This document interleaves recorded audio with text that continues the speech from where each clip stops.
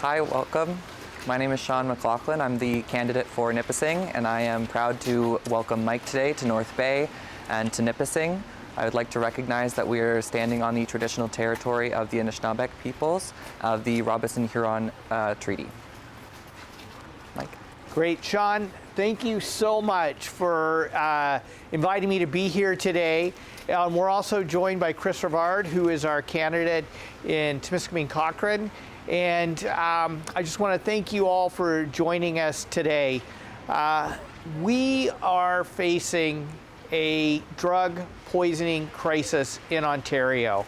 And it is clear that the opioid crisis is a public health emergency and should be declared as such. According to the Ontario Drug Research Network, we've seen a staggering 79% increase in drug poisoning for people aged 25 to 44 during the pandemic. And sadly, the crisis is even more profound in Northern Ontario, where we've seen 3 times the rate of drug poisonings as compared to Southern Ontario. And that is exactly why the Ontario Greens are treating this crisis as the public health emergency that it is. And it is disappointing that the Ford government has failed to recognize just how tragic this situation is and the steps we need to do to address it. And that's why today I'm announcing the Ontario Greens opioid and drug poisoning addiction strategy as part of our $6.5 billion mental health strategy we released a couple weeks ago. First, our funding will increase the number of provincially funded treatment beds available in the province of Ontario. We will expand the number of consumption and treatment sites and expand harm reduction efforts across the province, including safe supply. We will decriminalize drug use in this province, so we treat the substance use as a public health issue, not a criminal justice issue. And finally, we will commit to funding 60,000 permanent supportive housing spaces with wraparound mental health, addiction, and other supports to help stabilize people's lives. As sad as this tragedy is, the reality is there is hope. There is hope if we acknowledge the crisis. There is hope if we end the stigma. And there is hope if we provide the proper funding for the treatment and services that people need in this province.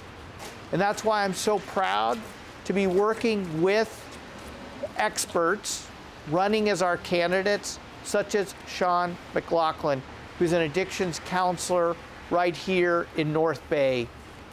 Sean, turn it over to you. Thank you, Mike. So,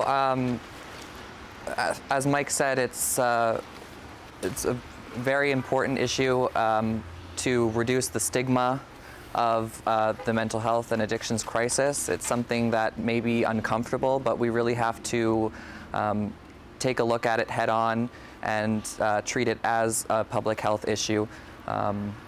Here in North Bay and surrounding areas, I speak with many people every day who would love to access these services. Unfortunately, it's not always easy. The wait lists are very long.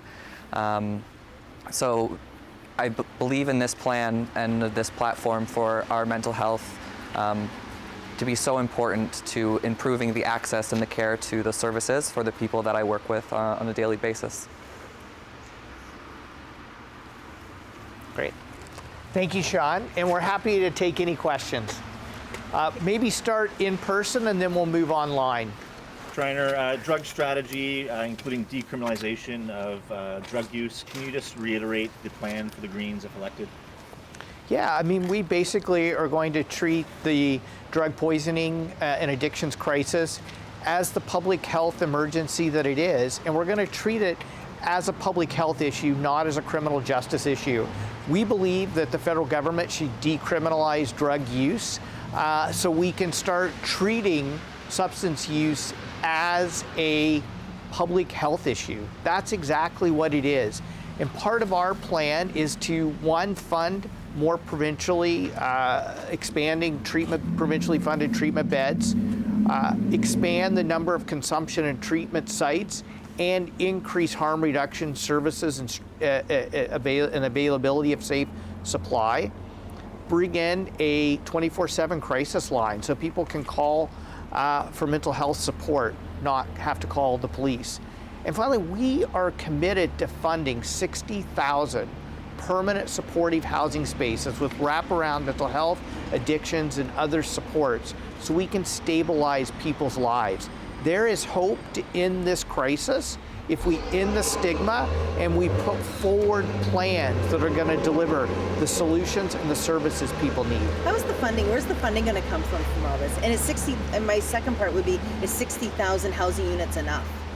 Yeah, you know what? So first of all, the funding is our entire mental health plan is a $6.5 billion fund, and we are going to reverse the Ford government's election gimmick to remove license plate fees.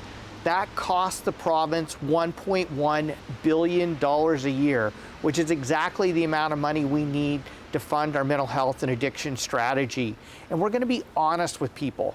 You know what? When governments make decisions that are driven by politics and by not what's good for the people of Ontario, it has real implications in people's lives. And I'm proud to say I was the only MPP at Queen's Park who stood up and said no to Doug Ford taking $1.1 billion out of the provincial treasury.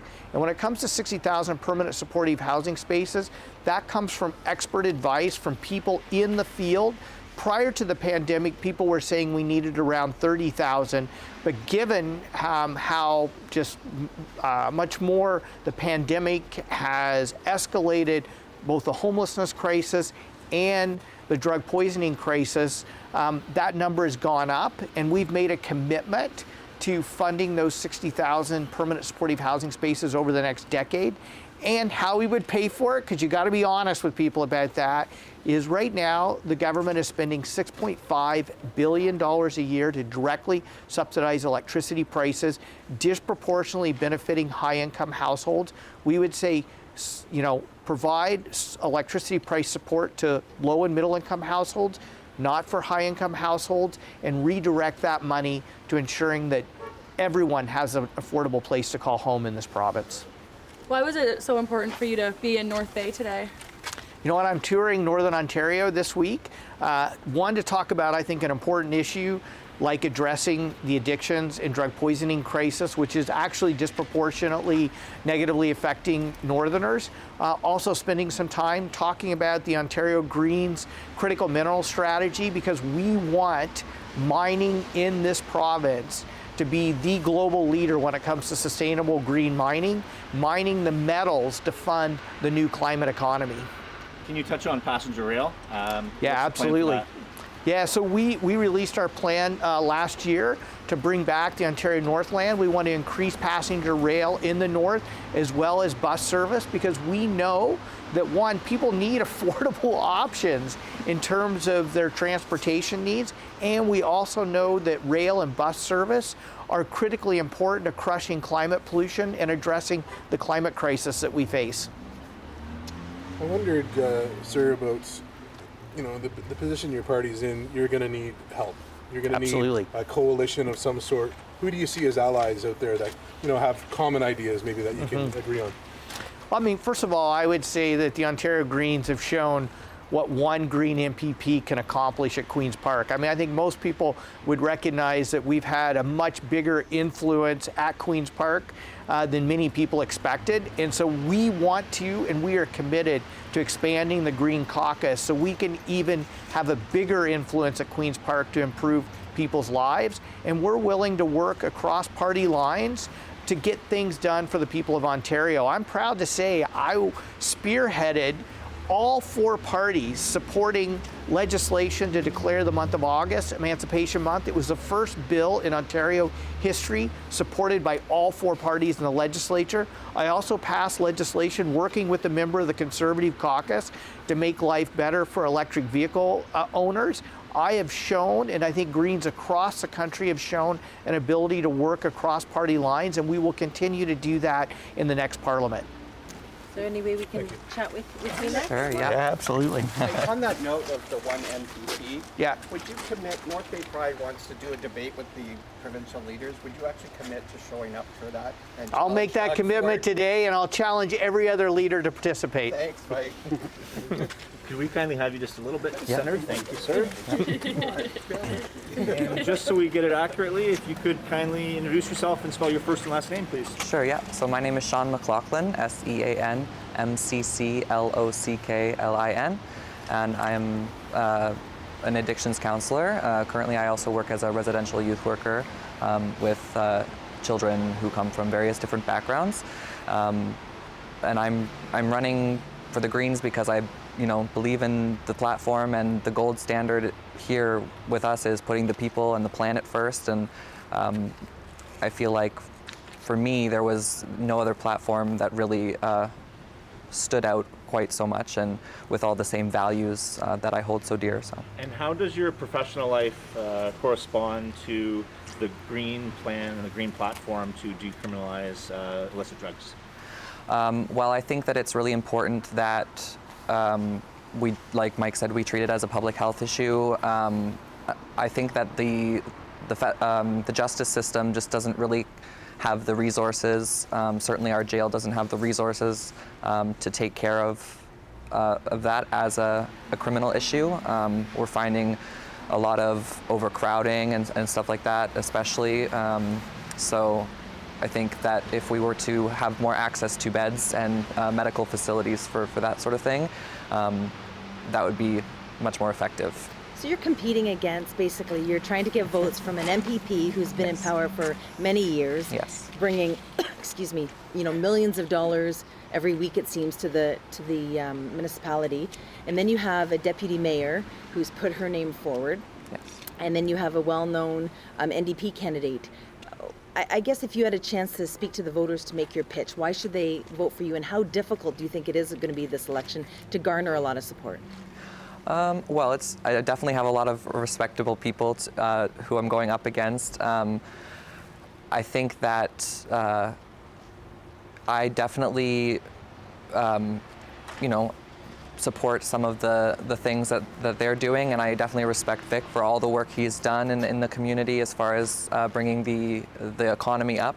But there's so much more that we can do, and do it in a way that benefits the people. And clearly we have a crime problem here, and that hasn't improved in the last 10 years or more. So that's something that I'd really like to focus on as well, and just improving the lives and our mental health and the quality of life up here in the north. Sean, when you hear about, often when we're discussing these issues, like in our downtown, people speak about upstream action. What does that mean to you? How does that equate to what's going on? Well, I think it's important to, first of all, be knowledgeable, and to work towards a common goal. And like Mike said, working across party lines is so important, and that's something that I value as well, not just to say, oh, this is the green way is the only way, but to be able to collaborate. And that's something that's huge in the mental health profession, is collaboration is key.